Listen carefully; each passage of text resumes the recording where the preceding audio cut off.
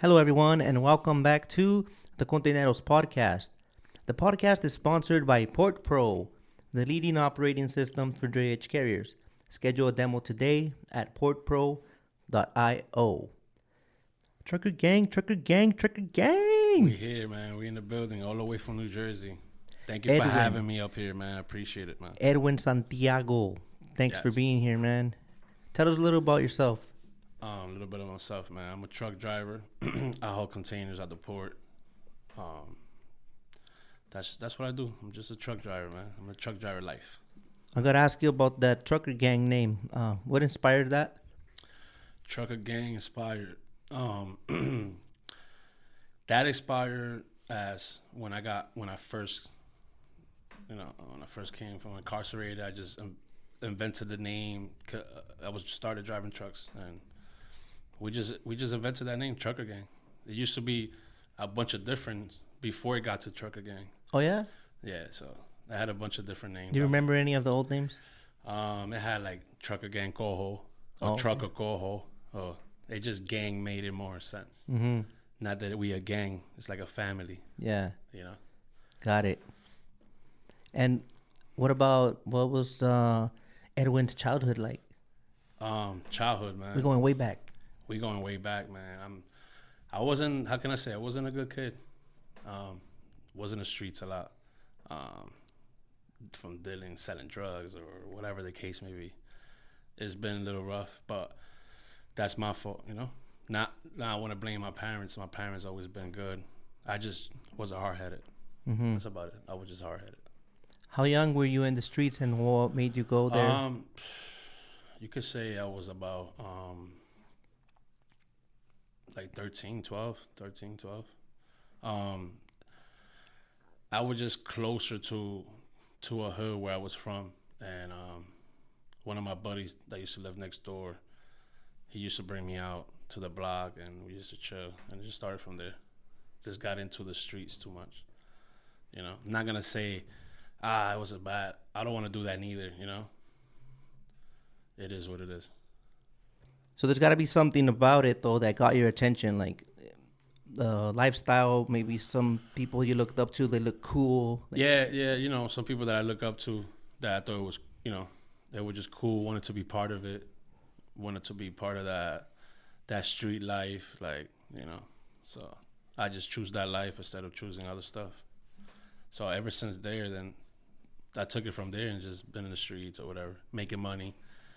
Wanted to buy my own clothes, I just wanted to be me at that age. Didn't want to ask my parents I didn't want to ask them for money.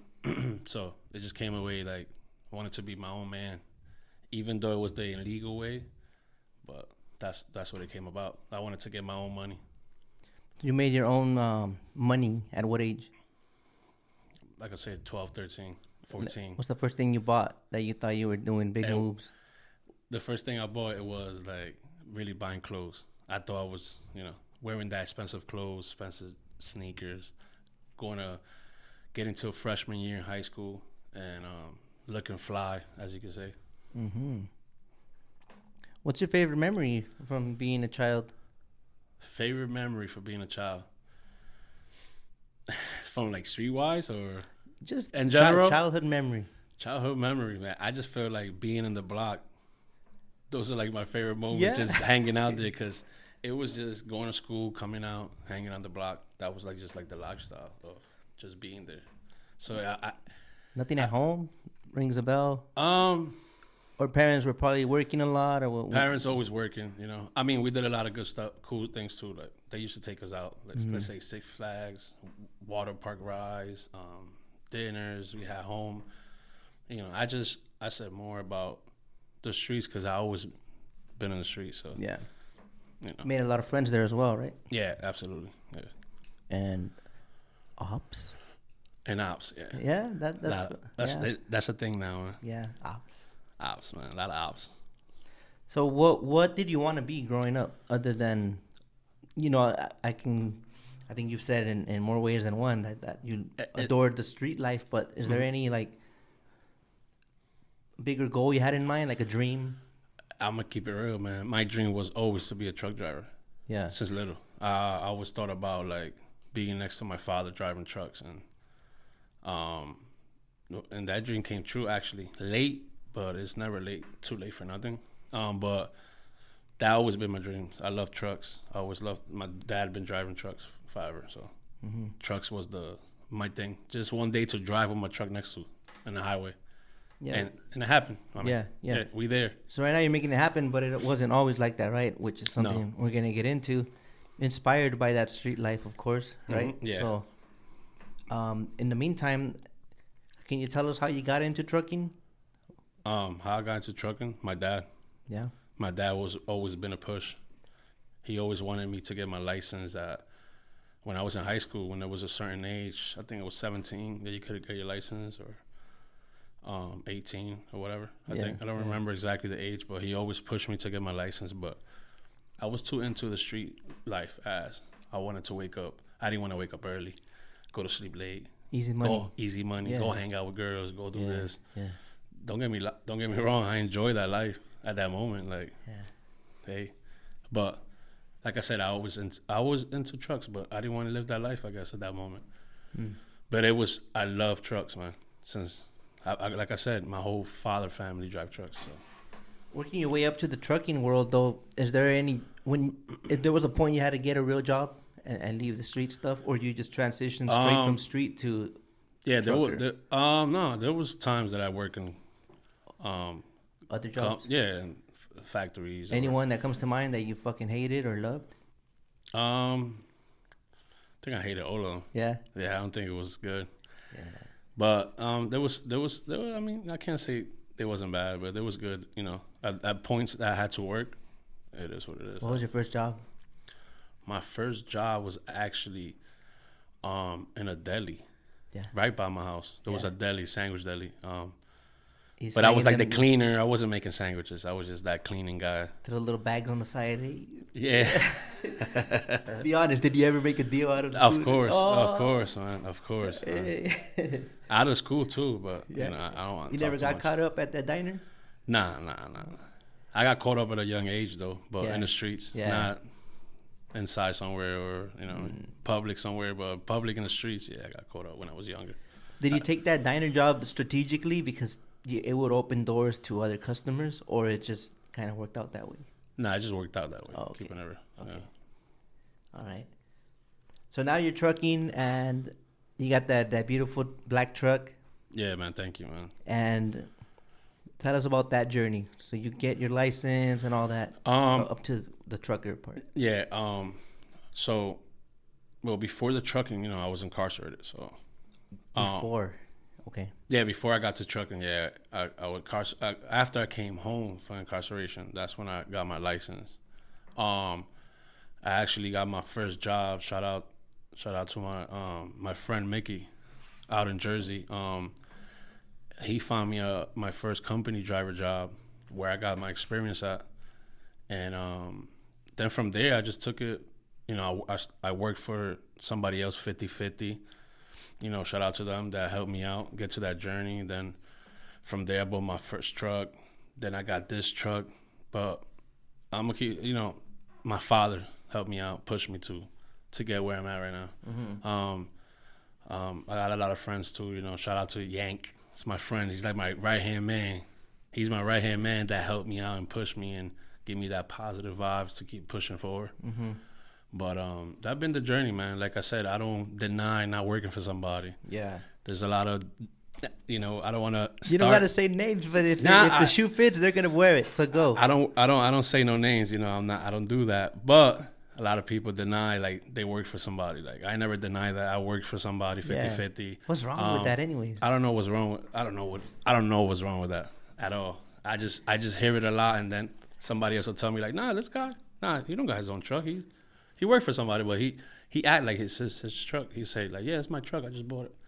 Oh, man. We're not going to get too much details on that, but it happens a lot. Yeah. I feel like, why you got, I don't know why to lie about that you work for somebody in life. Like, I don't see nothing wrong with that. I think it's even more beautiful to know it's like a come up. Like, hey, I'm driving right now and I'm saving up for my own truck. And, that's what a lot of progress instead of like just magically appear at the top. Like, it doesn't work that way all the time. Yeah, exactly. That's a lot of people work up like that. I know a lot of friends right now that worked up like that, working for somebody, being a company driver, and saved up, bought their own truck, and just did it themselves. Yeah.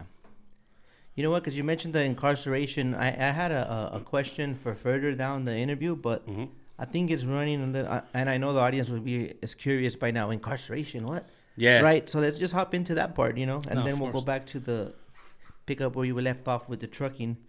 But as we can see, you're doing well for yourself now.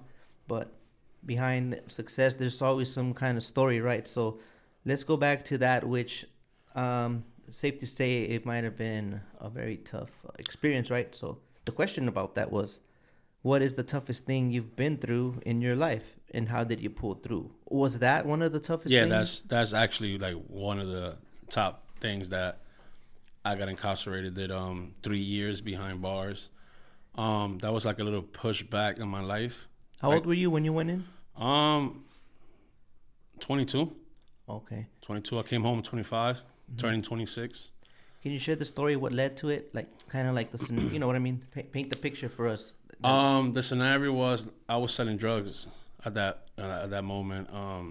I was a drug dealer. I got caught up selling drugs, got set up, went in there, and how can I explain this?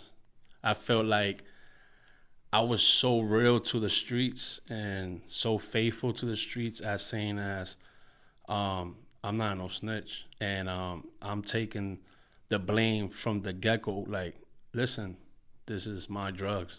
This is not the person that got caught also with me. This is mine, so I took responsibility at that moment.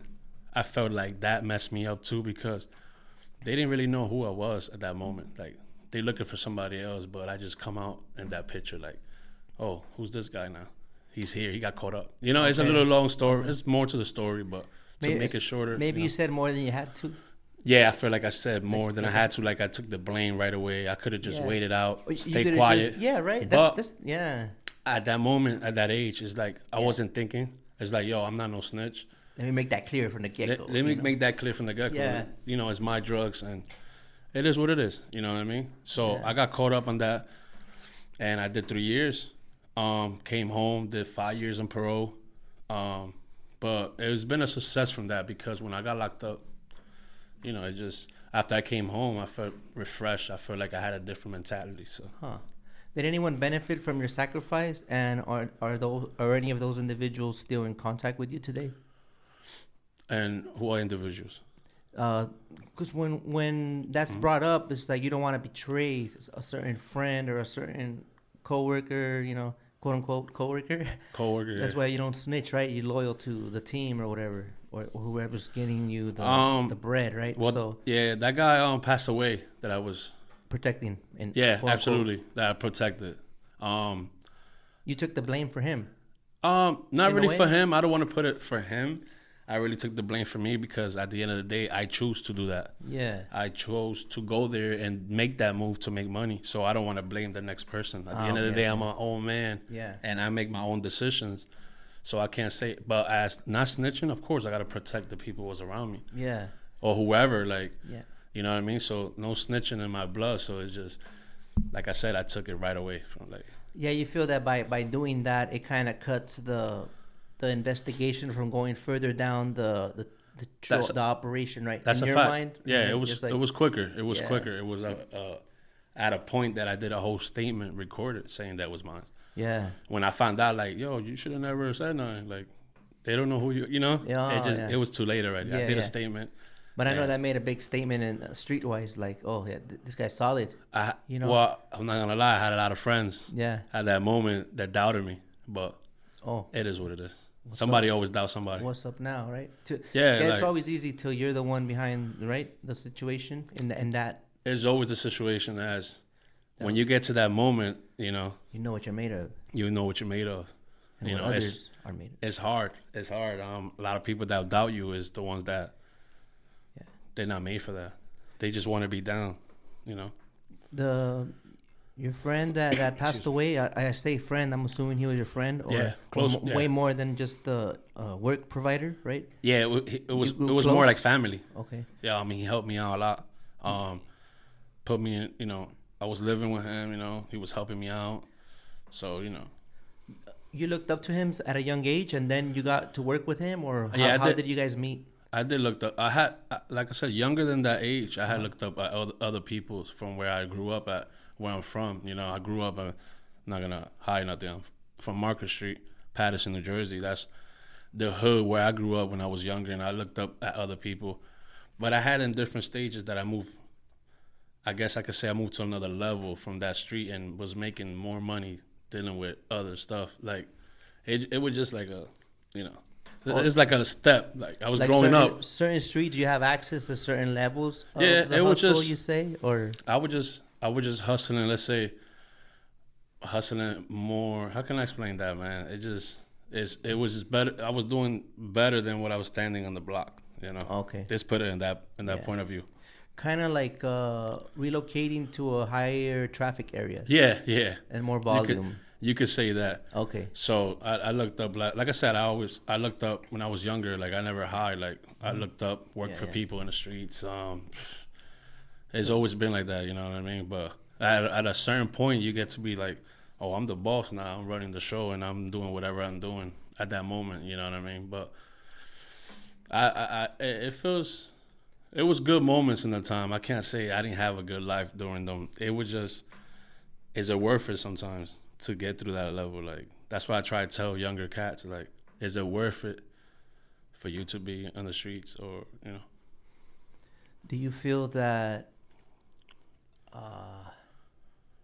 You feel you got to know like the other side of your friend and people in that circle, to where like the average person will be like, oh, they're bad people. But do you feel you got to see a good side of them? Yeah. I mean, I saw a lot of bad sides and good sides.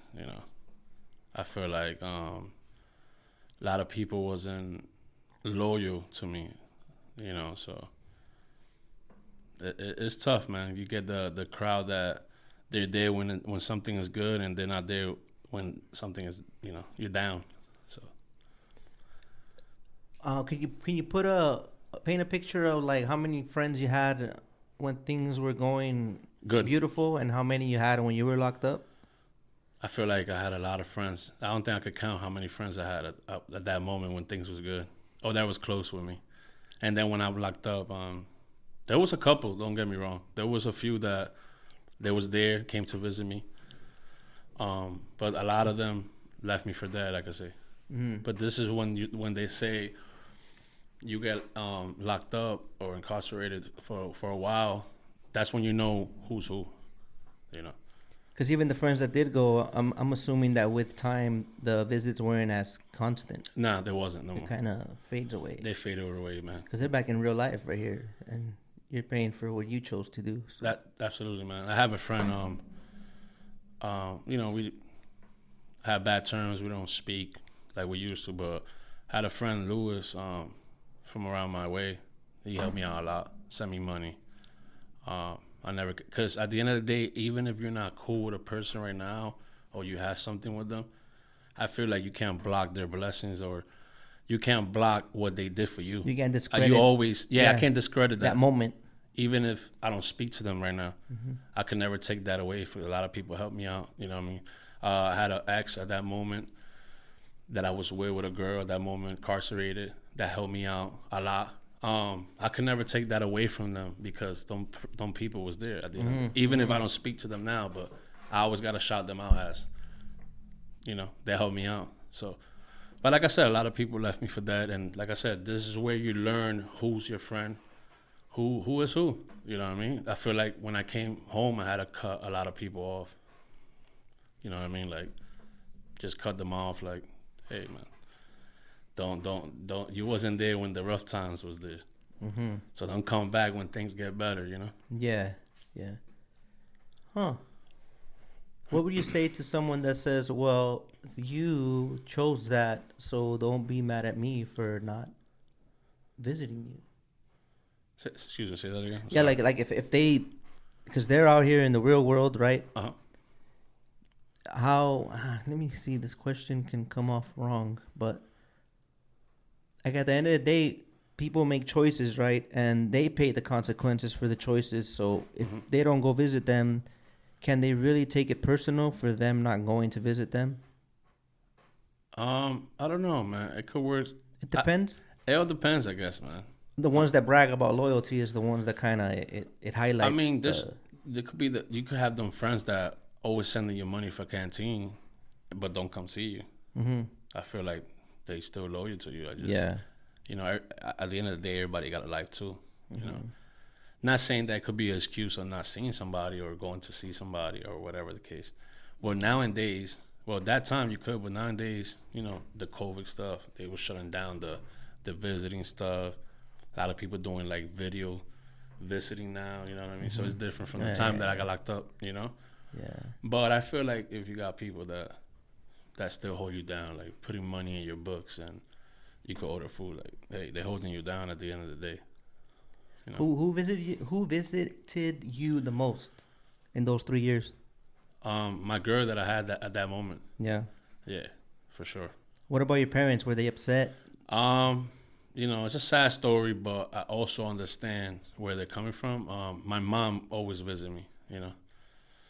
Let me rephrase that back. You could say my ex, that my girl that was at that time, that year, she used to bring my mom to visit. My dad used to bring my mom to visit. But one thing I could say is that my dad never visited me one time when I was incarcerated.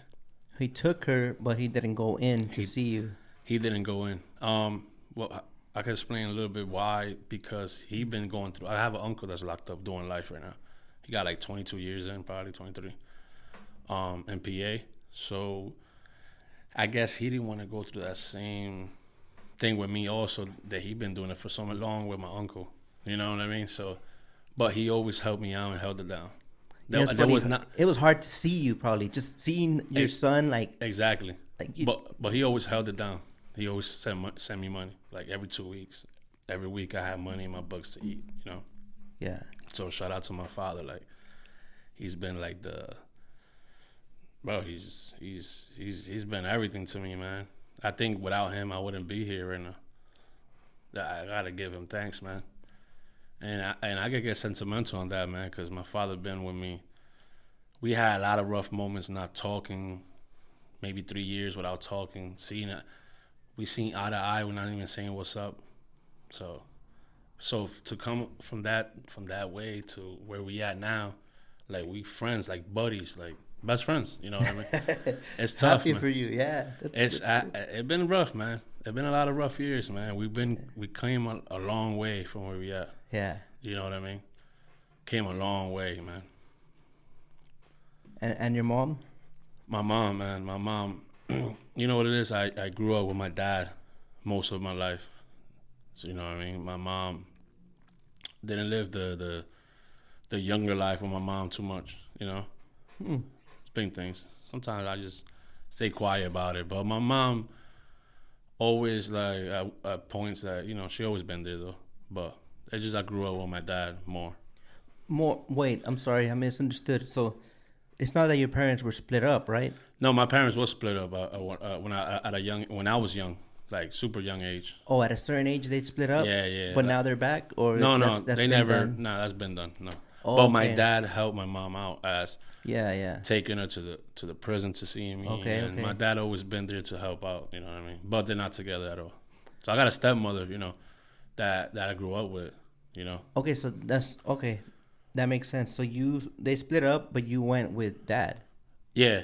You grew up with dad. Yeah, I grew up with. Okay. Yeah, exactly. Yeah. I grew up with that. Was that a choice, or it's like you know, we don't have to get into it if you don't want to, but is it the way it worked out based on the moment, or it worked out? I mean, I was younger age when I left with my dad, so I probably was like 6, 7. Because that I know of, at that age they don't really let the kid choose, so there's got to be a certain reason why he goes with the dad. Because it's very common that automatically they give the custody to the mom. Yeah, I left with my dad as not because of court or nothing. It just happened that way. I mean, just don't want to. I don't speak on it too much. Got it. Got you. Yeah. I understand. Okay. So, back to the whole your friend. Do you wanna? If you don't want to talk on that, let me know. He passed away. You said was this during your incarceration or? No, after I came home. Yeah. And he was sick of something and passed away. okay, were you cool when you got back? You guys hung out a Yeah, lot, or you were we kind of staying away because of what happened? no, we spoke. It just in a matter of months that I came home, he like passed away over the yeah. So he didn't really last it so long for me to like what I mean. And it wasn't a. It's still a blessing in a way. You got to get out and see him. Nah, yeah, he salute me as like, yo, I appreciate you, man. Like, you didn't talk, you didn't, you know what I mean? You didn't say nothing. You stood 10 toes down, like hold it down for the, you know what I mean? But yeah, he didn't last it too long after I came home. Like, he was already suffering from a disease that he had, or before you got incarcerated, and you exactly. Okay, yeah. All right, so was he out of the lifestyle when you got out? Yeah. Yeah. Okay. Well, yeah, I don't want to turn into a Vlad TV, you know? No, yeah. No Vlad TV. Hey. Nah, man, we're not talking nothing crazy. That's just a past, and that's something, we're talking something neutral and original, some real stuff. Yeah. But it's not about, there's something in the past that we had in lifetime. I just don't want, like, whatever I ask to ever, like, be misinterpreted or affect you in any way. So no. I'll keep it very, be mindful of any effects, right? So, no, facts. Over all this situation in your life, this specific hardship, what did you learn about yourself? I mean, at this point, you already learned about some people, loyalty. You learned about the value of, like, loyalty. I repeat myself. But what did you learn about yourself as a person during this time? What I learned about me? Yeah, during the incarceration, during that hardship. I learned how to, I guess I could say I learned how to have faith and patience. Something that I didn't have before when I got incarcerated. I learned a lot more about me as that I'm a person that have more like to give, like that I could have done more that I wasn't doing before. Maybe I was just too into something that I ain't had to be into. I could have done better things in my life. So I found out who I really was when I was incarcerated and what I was about, Is it harder for you to make friends after that? Because now you have like a hypersensitivity to what loyalty is, or certain people, I don't know, that you want to let into your circle. Like, are you more?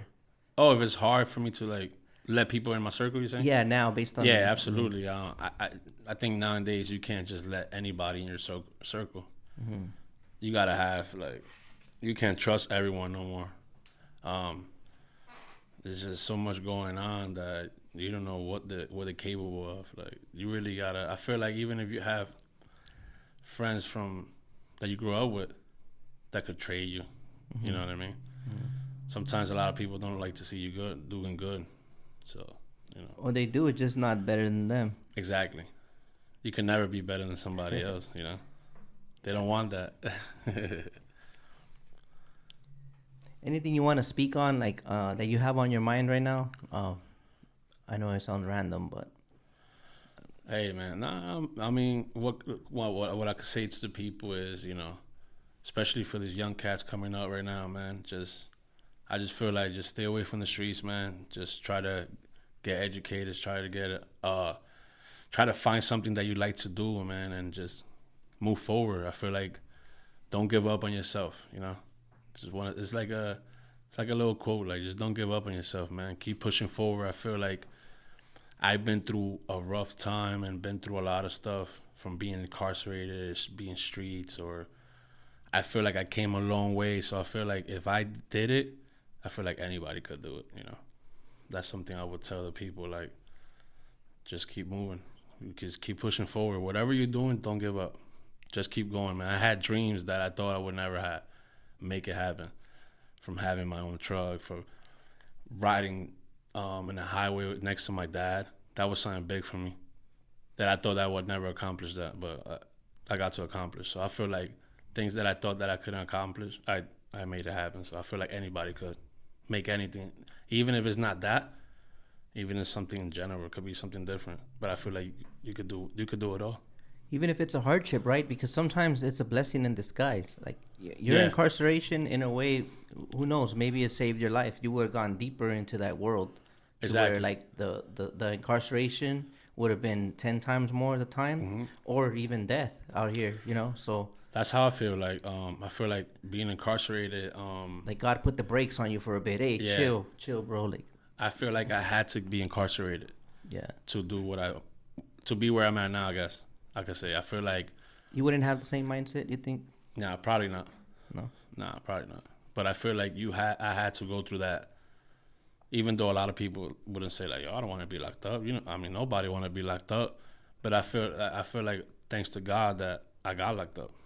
Maybe that made me mature and had a different mindset. Even coming home and maybe taking time still, starting all over and getting to where I have to be at. I think at the end of the day, it still helped me out. Okay. So we get to trucking. You're home. You ready to fuck shit up, in a positive way, of course. No, of course. Get in that trucking world. Mhm. Trucker gang is born. Trucker Gang was born, yeah, Right. 2017.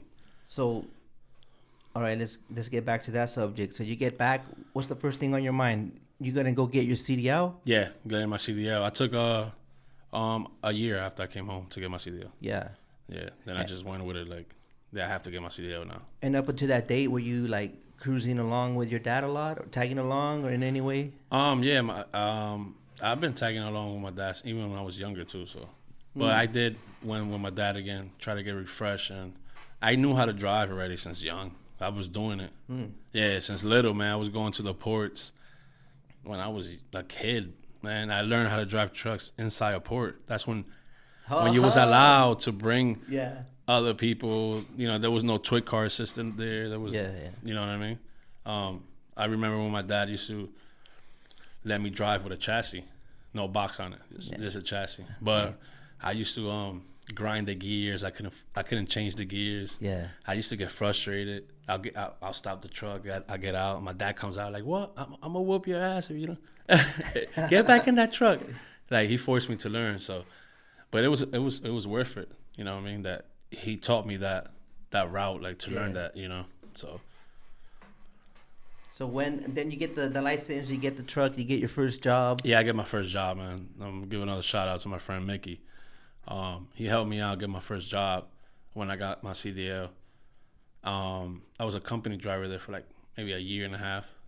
It was a good job. I got my experience there. Like experience wise, I think I was ready even when I first got my license. But experience wise, as another look for the other companies, like, okay, this kid got 6 months, a year driving trucks. You gotta share a fuck up. We all fuck something up when we starting. You gotta have something, man. Come on, tell me a little something. Driving trucks? Yeah, when you. I could say I've been defender. I could say. Yeah. I don't think thanks to God to this day, knock on wood, I haven't done nothing crazy like. To end up on your own page. Yeah, to end up on my own page. I don't think like from hitting a bridge or. Yeah. But bend defenders, like backing up to a chassis, I probably bend a bracket, not paying attention. Yeah. Chassis was too high. I'm thinking I'm still going bad guy, and I'm not even hooking to nothing. Yeah. Things like that, man. Like little fender benders, man. Nothing crazy that I could say like, thanks to God, I always be focused, on the road. Like try to pay attention, but sometimes it's not you. Sometimes it's whoever's next to you. So Yeah. doesn't matter how good you're driving. Yeah. When you did when you had the terminal experience and you're the one behind the wheel, like you're the one communicating with people there, do you have any experience that sticks out from an interaction with the workers there? On that side of the country, it's the ILA, right? Over here, it's the it's the ILA. ILWU here. It's different. But over there, it's the ILA. Yeah. are there any tensions between them and drivers at all over there, or? You always, I feel like you always get into it with ILA workers, or Did you ever have a situation? Yeah, I had a couple situations as going back and forth with somebody because they didn't want to fix my tire, the chassis, and the ports. But I feel like, how can I explain this? Like, I'm a type of person that I feel like you can, like, just a lot of workers in the ILAs that are nasty to people, that they feel like they could just talk to you however you want. I mean, I feel like a lot of drivers let them take advantage of that, and they just keep doing it to every driver until you bump into the wrong driver and like, okay, hold on, this guy's speaking back to me. So I feel like I'm one of them. I don't know how many people out there, like how I am, but I feel like you're not gonna come up to me and talk to me any type of way. I don't work for you. That's one. You're not my dad. That's two. You know. Sounds like enough.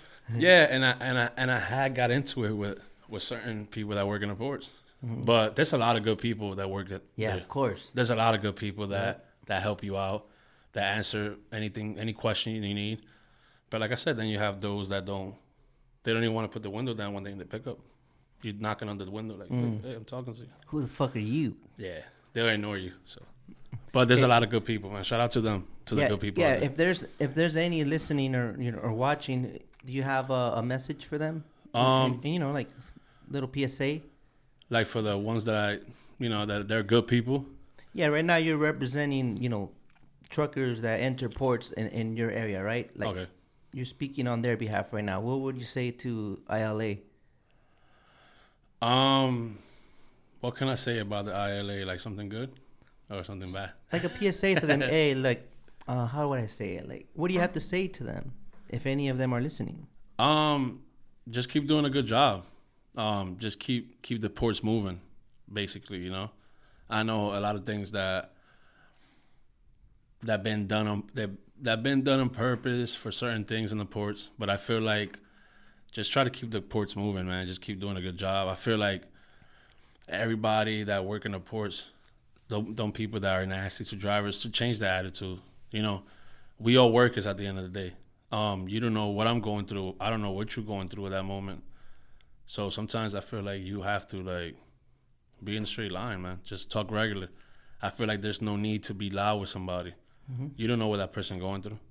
What about he's crazy. He do something, You don't want to get to that point. Like, there's a lot of frustration out here right now with a lot of no work. Work is slow. Yeah. People not making money. A lot of people in depression, stressed out. I feel like, hey, I don't think you should get to that point to give them frustration more than what they have already. Yeah. So, but like I said, there's a lot of good workers in the ports. Shout out to them. There's a lot of good, of good workers, man. I know a few, but don't want to put their name out there. But that's what I was going to tell you, that there's good ones, and I don't know why they feel they need to be undercover. Like, I feel like there's some that if they're good to us, that their team members will be like they're traitors. I feel like they protect that a lot, and it's pretty sad because it is because that's sad. Them, like one in a million, stating an example that you can be respectful to others regardless of their status or exactly. You know what I mean?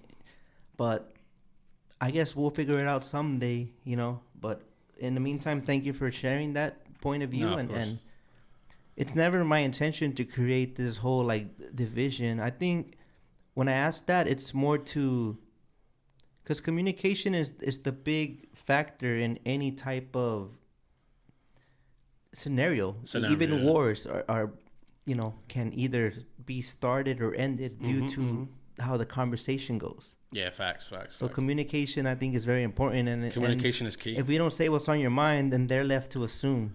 Yeah, exactly. And when we assume, we do a lot of stupid shit. I feel like you just got to talk. Yeah, so. I mean, you gotta speak up sometimes. All right, so let's fast forward to owner operator life. What's been the biggest challenge being an owner operator? And so you've been a driver before, so then you hop and you have your own truck. Now it's like a whole business on wheels. Like, did you panic or were you ready? Share a little bit about that. I feel like I was ready, just to a certain extent when it get down to the notch as my truck broke down or I got to rebuild my engine. I just spent like $12,000 to $14,000 last December. Had to rebuild my head of the motor. And that's during a slow time, if I'm not mistaken. Exactly. Christmas. That's before Christmas. Oh. December, but before Christmas. So it's tough when it gets to that point. And, shout out to my dad. Helps me out a lot, man. I'm telling you, that man is made of gold, man. Like I said, I could never leave that out, man. he's the number one right there. But yeah, man, I think the biggest challenge of being an owner operator is like now you got to put your big boy pants and you have responsibilities that you didn't have before working for somebody or being a company driver. Now you got your own responsibilities that truck breakdown or anything you got to fix in the truck, you know. It's expensive. It's not cheap. Did you ever think you would be one of the truckers that has to put down 12 racks on staying afloat? Yeah, I had that mindset already that could happen. I can't think of like thanks to your dad, right? The guidance of the guidance, of course. Yeah. Thanks to my dad. My dad showed me the ropes of everything from ports, from being an owner operator, from just taking care of your truck. He always gave me that, you know. You got to do this. Don't forget this. Blah blah. You know, et cetera, et cetera. So from the get go, you started like setting aside for a rainy day, or? Of course, yeah. Okay. I always tell people, yo, you gotta save for a rainy day. Like I spoke. I used to doing a lot of videos last summer when the ports was doing really good and a lot of work was going. Reminder, like, hey. Just a reminder, man. There's gonna be this is gonna crash later on, because it was booming of all the backed up COVID stuff and so it was busy. They were saying there wasn't enough. I'm not gonna say enough drivers. I'm saying not enough companies to take loads out. And company carriers are charging arm and a leg to take, you know, to these brokers or whatever. I feel like this is their turn now. They you know, rates are super low in the basement right now. So, but now companies taking work. It is what it is. Either you take it or you're not gonna get the work. Somebody will do it. But I spoke about this alone. I spoke about it because I know there's a slow season after holidays, but not like this one. Yeah, it's been a long time since I don't know how many years since my dad told me, but. This is a big slowdown. This is not a regular slowdown. Yeah. It's still slow. Yeah. We in March. But it was also a big spike, so everything's balancing out. Now everything's balancing out back to normal, you know. I feel like it was above average, that COVID gold rush. Yeah. A lot of people make a lot of money. Shout out to those people that made a lot of money. But a lot of people bought overpriced trucks. Exactly. A lot of people started getting greedy also. I feel like a lot of companies, a lot of owner carriers, they went crazy wasting too much money. Cars, clothes, out. Burned a couple bridges too, maybe charging a little too much. Man. And now it's like, this is my price. You take it or not. Were you ever tempted? Were you ever in a situation where you could have, you don't need to speak on it, but you know, I know that owner ops had a lot of power during that time to be like, you know, that's not a good enough rate. And you know, I guess it all depends on where you work at. It doesn't work like that everywhere you work at. Right. You know what I mean? So more take it or leave it sometimes. There's some companies that could work with you and be like, yo, I need $100 more for this load. They'll probably give it to you. But there's certain companies that this is the rate. I can't go up or down. Yeah. This is what it is. So I can't speak on that because my company doesn't work. Shout out to TMX and Intermotor, you know. That's the company I'm leased under. Shout out to them, Fernando, the owner, good people. You know, that company don't work as you could finagle the price is whatever the price is. But there's also some companies out there that do that, you know, that work with you. I'll give you extra 50. Yeah. You know. Hold up. I had oh yeah, the truck. Your truck is clean. You keep it clean. Yeah. But I also noticed you don't go crazy, like, you know, like a lot of people, they focus too much on accessories. Is there a reason that you haven't gone all out and gone crazy on your rig? I feel like I got to do a couple of more things. I just like simple stuff. Yeah. I don't want to go over crazy putting extra accessories that is not.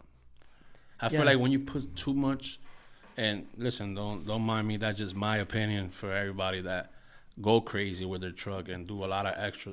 I just feel for me, I like a nice simple rig, some lights, some little chrome. Of course, you want to polish your truck. That's always.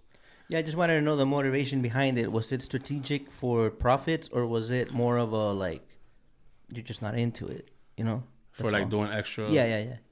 Because it could be advice as well, like that I could have taken. Like, don't spend money on stupid shit. Save it for a rainy day. I mean, you know? I'm not gonna say that either, because if you love your truck, you're gonna do whatever for your truck. So Yeah. I can't say I don't spend a lot of money in that truck buying things. When I say like extra accessories, meaning like maybe so much extra lights or maybe so much extra things, like a lot of things. When you add a lot of accessories in your truck, outside your truck or whatever, sometimes it make your truck look ugly. But like I said, don't take. That's just my opinion. Don't take it, no offense for nobody that does that. Yeah. But I feel like a simple, nice, clean rig Subtle. is cool with me. But I'm gonna do. This is not my favorite truck. My favorite truck is a W900 Kenworth. So Yeah. I think my goal is to get one of those later on. But my truck, I'm gonna do a couple things to it though, like some things to make it more. Right now, just taking time. Like things are slow. You got to keep it real. I'm not going to be like, I got a lot of money. No, the things are bad. All right. To be spending money on the truck right now, unless it's something that you have to fix on the truck, then that's something different. 12 racks or so. Yeah. It's tough, man. That's why I tell people out there, man. A lot of people just want to get their license and think it's easy. Buy a truck, hop in it, and just drive. It don't work like that. I try to explain to a lot of people. Sometimes you got to learn the hard way. But sometimes they got to learn the hard way. They don't listen to people. People think that you're trying to get them out the... Or not letting them make the money, or I don't know. They might think something different. It is what it is. I mean, we all learn the hard way in our own way. No, you learn the hard way in a non-trucking way. Yeah. Everyone has lessons in different. Yeah, that's a fact. You know what I mean? That's a fact. En español they say no se aprende en cuerpo ajeno or something like. Yeah. If you ain't go through it, it's not gonna be the same lesson. It's not gonna be the same lesson. That's a fact. What is something you wish you knew before you started trucking? Like, oh fuck, I would have. I'm thinking that's not gonna be a problem for you, right? Because you had a good mentor, your father. Yeah, I had a good mentor, so I can't say nothing. Like, I already was schooled already with my dad. Yeah, but some people come in and they're like, oh fuck, if I would have known this, I could have, it would have Changed been something? Yeah, like, I wish I would have known. It would have helped me out so much. I feel like I'm gonna be funny, but it's funny because I feel like if I would have known the ports was like this, I would have never been here. I could say that. But now you're in there. Now you're in there. Do you believe what they say that once you make it past 5 years, you're in there for life? Yeah. It's like that magic number. My dad got 30. So I feel like once you're there over 5 years, I think that makes sense. What is your technique that you use so you don't go crazy, knowing that you're about to go to ports? Yeah. Patience. That's all it is, huh? It's just, you gotta have good patience. You'll get out eventually. I feel like if you don't have patience, you'll get out faster than 3 years for sure. Yeah, if you don't have patience. Wait, you didn't get that one? Nah. All right, never mind. A little bit slow, But I feel like if you don't have patience for this, you're not gonna make it out of there. A lot of people don't make it out. A lot of people quit the same week. I done seen it. Yeah. I done seen somebody going from hauling trailer vans and I want to do containers, see how it is. Well, they love to talk shit. They got big balls till they go in there. That's a different ball game, man. I tell people, man. Shout out to my friend, Pro Trucker, man. Shout out to my friend Pro Trucker, man. That's one of my friends that his name Henry. Henry Jones? Nah, not Henry Jones. No, he knows what I mean. But we always talk about that a lot of these drivers that go into the ports for the first time, they don't last. Mm-hmm. They don't take the pressure. You're talking about people cutting in front of you, they arguing. It's a lot of shit going on in the ports. Don't forget the healthy eating. I know he be showing off those chicken salads. Yeah. They look fire too. Yeah, man. Nah, he got a good spot over there, man. He's a healthy eater. What's your favorite thing about trucking? Favorite thing of trucking, man, is just trucking. Driving. I love trucking, man. That's something that is in my blood, I think. I was born with that in my blood. I just took long to get that route, but trucking, man, just trucking, just sitting on the truck and driving. That's like, I love that, man. Love the smell of the smoke. The smoke? We could, you smell the smoke over there, not here maybe because. Yeah, over here we got there's the clean trucks. Air. We got the clean trucks, and you would never know because they don't. This clean air doesn't go past the state line, so exactly you'll never get to smell. You never get to. You don't. The truck pass by, you don't smell the trucking. Like what's the the suit. Yeah, man. What's your least favorite thing? My least favorite of trucking? What can I say? I don't know. Maybe traffic. Mm. That makes sense, or Yeah. I don't know. I hate traffic. The cruising part is cool, but now when you're stuck in You're stuck in traffic, man, changing gears back and forth. Just get automatic, bro. Nah, man. I feel like, you know what? I'm not gonna say nothing. All right. No automatic. Okay. If not trucking, what would you be doing? If not trucking, what would I be doing, man? I don't know, man. That's a tough question, bro. Just imagine it right now. No more trucking. What's up? What's going through your mind? I don't know. I don't know where I end up at. I don't know. I don't know what would I do. It's tough. What's another passion you have that you could say it's you enjoy doing aside from trucking? That's tough, man. I could mention one. You look like you're into fashion and the hats. The hat, hats, man. The sneaker game. All the hats for sure. I was just thinking of like, maybe work wise, because the hat is a hobby. You know what I mean? So, but I also make money because I do pins. Mm-hmm. People resell hats. Man, shout out to Big Jersey family. People that I interact with and I be with all the time, they like family.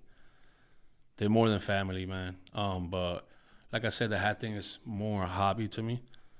But I enjoy going out to like a hat drop. And shout out to my brother Bones Brims.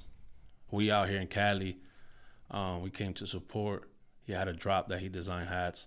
Grand opening in the store. Capanova. And that's LA. a cool name. Capanova, yeah, it's actually a cool name, man. And they did a grand opening with his design hats that he designed, mocked up. So shout out to him. But look at that. You just said it was a hobby, but see, you could do a Capanova. So yeah, it could be more than that. It could be more than that. Maybe I just look at it like that right now because you got trucking too back there. there. Yeah, so I got trucking, so I feel like, I focus on the trucking. This is like a hobby. But I feel like if like there's no trucking, then maybe I have to have another idea with that, But it's the hat thing. The hat, shout out to the hat community. It's more of like networking with people there, man. The hat community is like a whole different side of things. A lot of people don't think about hat community. Yeah, that's what I'm like. I don't know if you see my face. I'm like, huh? Like, It sounds like a very loving community. Like, how the fuck can hats connect people that way? Yo, I'm gonna tell you this, man. Through the hats, I'm here in Cali. Yeah. And also, I came here, to see you. I've been told you. But it helped it line up. It helped it lined up. Yeah. I came to support my brother. I came here to do the podcast with you. Come see you. Appreciate you. I told you that I was gonna do my first podcast. I did another podcast for a hat, but it was more for my brother Bones, man. That it was his time, it's his day. Talk about his hats. Oh, but yeah. I was there and I appreciate him for Yeah. bringing me up there. And I talked a little bit, but this more the podcast of like the whole life. Me and you talking here. We always talked about that. I was gonna come here first before any podcast, and we here. But like I said, like I feel like to answer your question, probably be something with the hats. Trucker hat. Man, I do the merch. The hoodies, the trucker hats, the dad hats. I got into the pins because of the hat community. Yeah. Because of Big Jersey. Yeah. Because Big Jersey is a group from Jersey. Big Jersey is a person or a crew? It's a crew. Oh, okay. Big Jersey is a crew from New Jersey. Oh, that's what the caption's like. Big Jersey out in Cali. Yeah, exactly. Oh, okay. So the whole group from Jersey. I thought you were calling yourself that. Like, Nah. I'm Big Jersey, homie. Nah. It's actually a group, man. Shout out to all of them over there. They family, man. It's like my family, man. Good thing you told me that, because if I would have gone to Jersey, then I would have probably put a caption, Big Cali out in Jersey. Trying to fit in, catch up to that slang. Yeah, man. But yeah, man. That's like I said, man. Not even the hats is a hobby, but just being with the Big Jersey crew or being in the hat community, it's just a lot of love, shout out to the West Coast. West Coast shows a lot of love, man. Shout out to the West Coast, man. From the East Coast to the West Coast. I love I'm here for the first time. I love this shit. Hey. I love Cali, man. Shout out to Cali, man. We welcome you. Any advice for 18-year-old Cojo? Any advice? Being at 18 years old? Younger, whatever. Okay, pick your own number. 18 is just kind of like What advice I got for the 18-year-old? for the younger version of you. That I should have got into trucking at that age. And okay, I mean, that's what I could say about me. mm-hmm. And my perspective, how my dad was pushing me to get my license. I feel like I should have done that. And probably had a different story. Me, I would have been telling a different story. I would have got my license at that age. You know, but I feel like I can't backtrack and think about that. That already is my past. And I had a good time doing something else and whatever. You know what I mean? But we here now, so. Why do they call you Cojo? I got a bad hip. I was born with a bad hip. I used to play baseball too. Oh, you're born with it. Yeah, The bad hip. yeah. Played baseball too. Made it worse, I think. When I was younger. So I got a bad hip. That's why they call me Cojo. That's just a street name actually from the hood. What's his name? I think Rafi. Shout out to Rafi. He gave me that name playing baseball. I got that name playing baseball. I was limping running. Mm-hmm. Have that little limp, you know. Did you ever encounter any type of bullying or like made fun of as a kid? Nah. I feel like you could have tried to like make fun of me or whatever, but I was in that stage younger that I was like streetwise. I didn't care. Like we're gonna fight or I didn't take it as it is what it is, you know. But you encounter it though. Like, did anyone take a shot? You know, there's always bullies out there. Man. Yeah, but nah.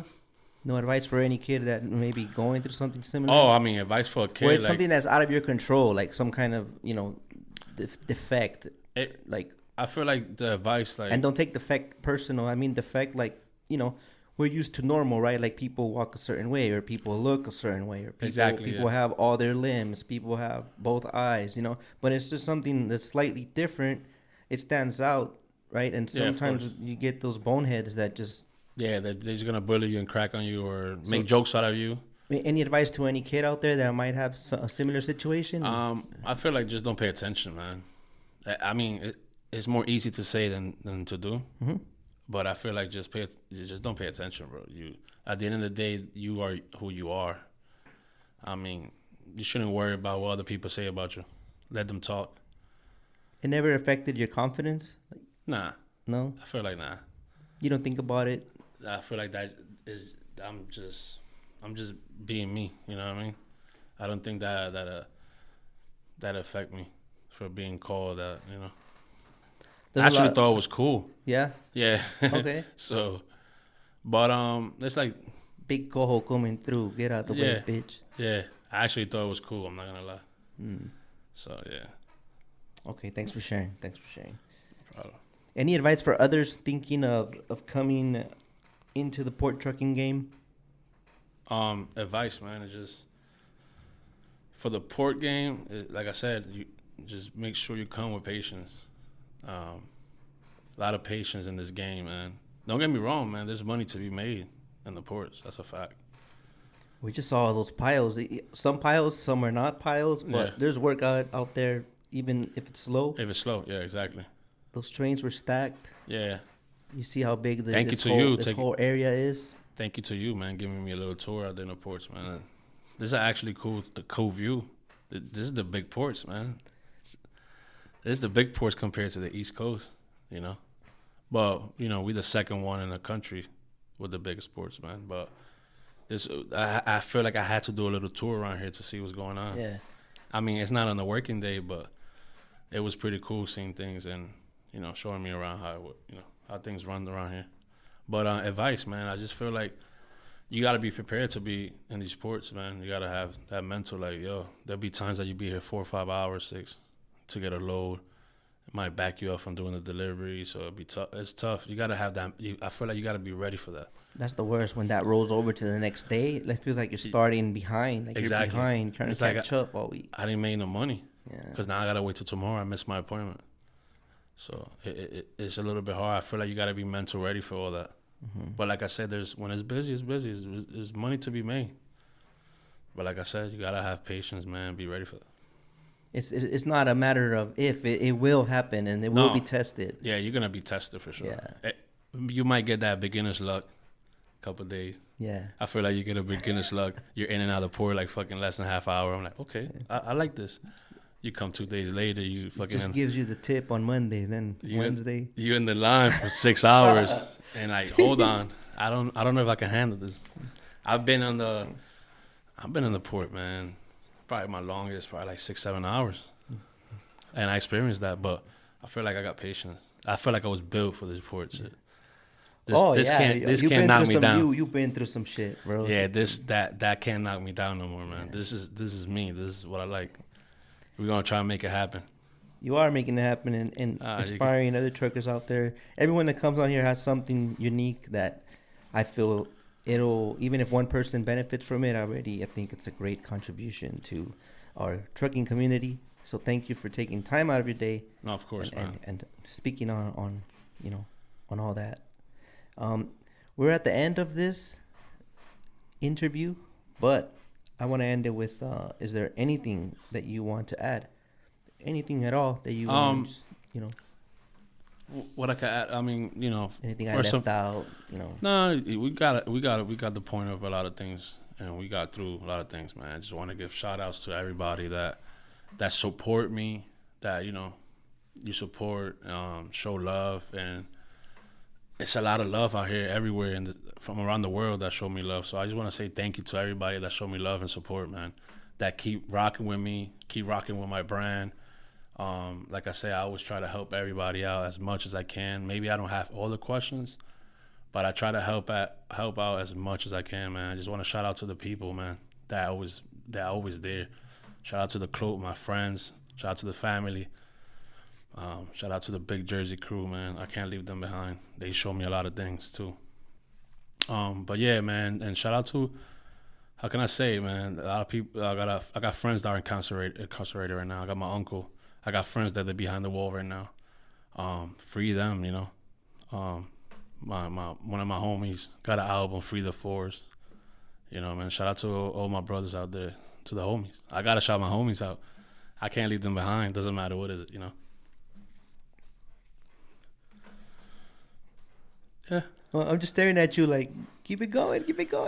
I know There's a lot of people to shout out, man. I ain't gonna lie, man. But you gotta throw that one at the end where, like, if I forgot to mention you, don't take it personal. No, love you. They know what's going on, man. It's so many people. They know. They gotta know that. Oh, he forgot to say my name, but I know. You know what I mean? But shout out to my brother Yank. He's like a brother to me, man. He helps me out. I shot him out earlier, but shout out to him again. Shout out to the family. Like I said, shout out to the family. Shout out to everybody that's rocking with me, man. Thank you to you, man, for bringing me up here. I appreciate you, man. And, we've been rocking for a long time. We go way back. Trucker gang. Trucker gang, man. It's been a long way coming where we at, man. A lot of more good things coming up soon, man. We're trying to work on new merch. We're trying to work on something, There's a lot of shit been going backed up right now, but we're working a lot of things, man. We're trying to come up. I'm trying to take trucker gang to trucker shows soon. More of that. Yeah. Making moves. Trying to travel to truck shows, man, all around the country. And then this hat stuff too. I think that's kind of giving you that view of like the marketing and like hey, we could do an event. What why not? It is crazy because the hat thing, the hat community. I don't want to say hat thing. I want to say the hat community pushed me more to do more things that I wasn't doing before. I was slacking, but I feel like this gave me a push to do things. Yeah, but what's the word? To don't feel bad or don't be hard on yourself, because trucking, it takes a lot of time and energy. So that's the problem, man. It's the time consuming trucking, man. Right now, maybe I have time now because it's slow. Not working every day. That's another thing I want to say, man, to everybody out there, man. Just keep pushing forward, man. I'm in the same situation as not working every day. It's slow. Mental health is, it's a bad motherfucker, you know what I mean? But a lot of people going through the same situation, man. I feel like everybody just got to hold their head up and try to make it as best they could. But I feel like you can't give up. Try to be strong, patient. I feel like things are going to get better. But like I said, like I'm going through the same thing, man. Don't feel bad. A lot of people going through the same thing. Trust me, nobody's better than nobody. You know what I mean? Everybody's going through it, man. So that's one thing I want to say, man. Just keep your head up, and even trucker gang goes through it. Even trucker gang goes through it, man. That's why I tell people, man. Just keep your head up, be strong. Just like I said, mental health is a bitch, man. And I go through it, depressions, and damn, things are bad, slow. Just in general in life, you know. But you woke up. But I definitely woke up, man, and I feel like I never gave up. I mean, I never gave up. I'll keep going. I could have my last dollar, and I just keep going. I can't give up, man. Now we're in a stage that we gotta keep moving. The time is here. Like, it's gonna come one day. Well, God bless you, and whatever intentions you have, whatever goals, may they come to fruition. And thank everyone. A special thanks to everyone that tunes in. The few loyal listeners, followers, been rocking with us. Yeah, man. Shout out to the followers, man, that been rocking. You know. Yeah. Without their support, we don't really got shit. So. Yeah, I always said it, man. I always been saying it, man. Like, without your supporters, the followers, man, you know nothing. Like, shout out to the followers and supporters that support everybody, not just me. I'm supporting you, supporting people, brand out here, like anything in general. Shout out to them, because for the people, you're not gonna be nothing. Like, trucker gang is here, because of the people. I think, you know what I mean. Like, I like to be clear about that. Like, without the people rocking with me, it wouldn't be no trucker gang. Yeah, and it's good that the platform is built, and then you got to be more mindful of what you throw out there now, because people are listening. So it's like it's kind of a responsibility to do the right thing, and throw the positive vibes out there. And that's a fact. It's be a positive influence. Yeah, be a positive change in our community. Man. So I feel like I feel like I always try to bring that positive, man. That's why I always like to talk, do my little videos talking. You know what I mean? Like, you have to, man, and try to keep people motivated. I feel like I motivated a lot of people to get their CDL license, and that's something. It's a blessing that I could do that. Yeah. You know what I'm saying? Like I said, that CDL it'll set you up. It'll set you up, even if you're doing good right now. Do something different. I feel like that's a backup plan that you have in your wallet. I got mine in my wallet right now. Exactly. So you know what I mean. Maybe you're not using it now, but you never know when it's always there. It's always there. Yeah. You could use it. I feel like you could find a job, or even when things are slow, I feel like you could find a job that could make you some money. You know what I mean? Shout out to all the trucking community, man. Shout out to all the truckers. All right. Much love to all of you, and well, thank you once again for coming on. Yeah. And I'll let you do your Cali touring. Yeah, man. Enjoy your stay, and we'll be in touch. Thanks a lot, brother. For all right. Peace.